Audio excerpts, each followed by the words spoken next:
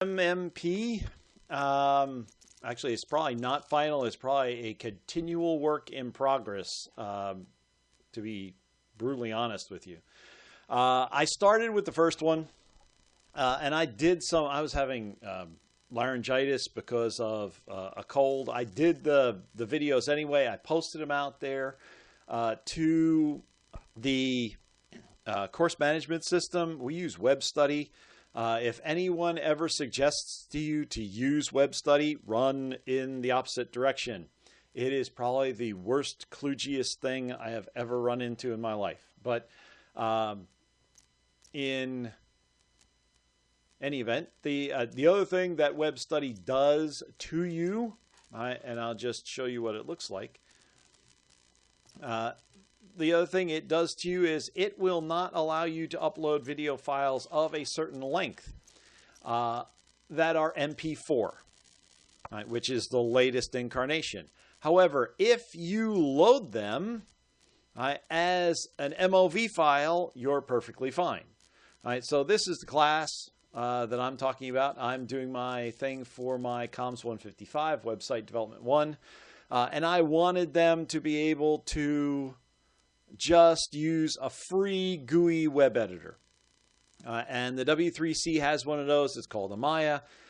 The original idea was just to come up with a few videos to show them how to use Amaya. It sort of morphed into CSS Zen Garden, the OSWD, and Amaya all together.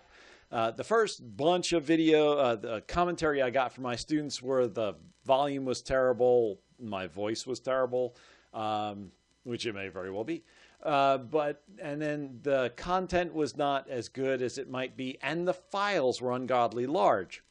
All right, now, if you come over here and look at just a list of some of the new files that I've done, even now, a very short video of reasonable size, the size of that web browser, can go up to 310 meg.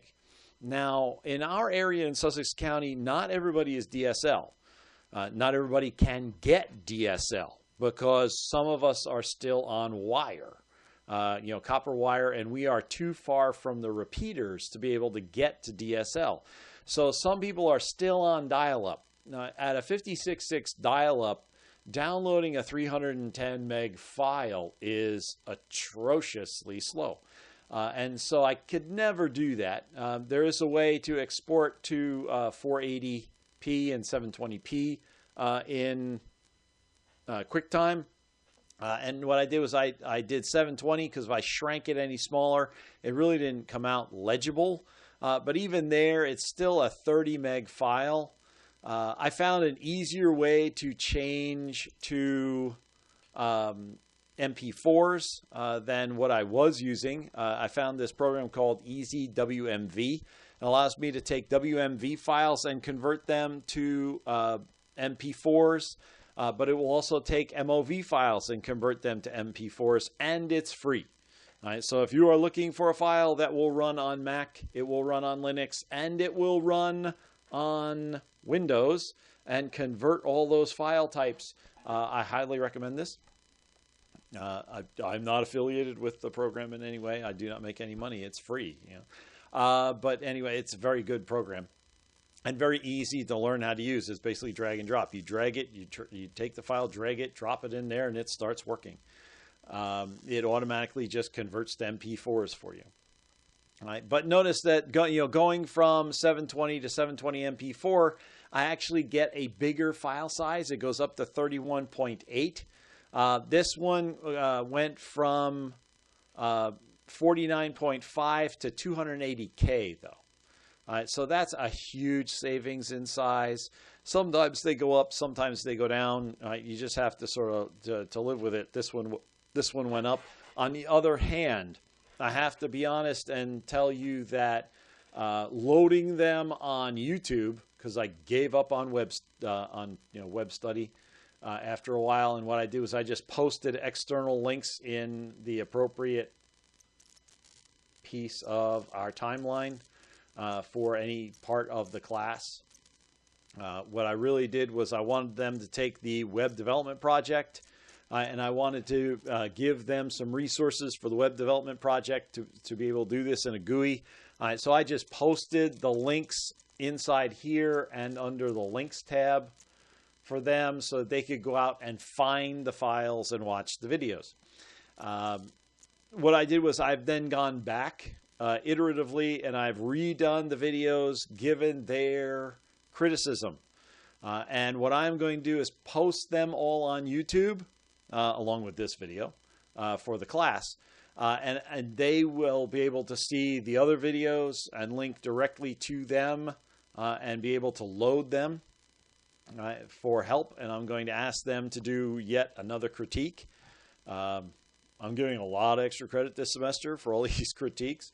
And then what I'm also going to do is post these videos up on the website or on YouTube for the class so that you can take a look at what they are taking a look at.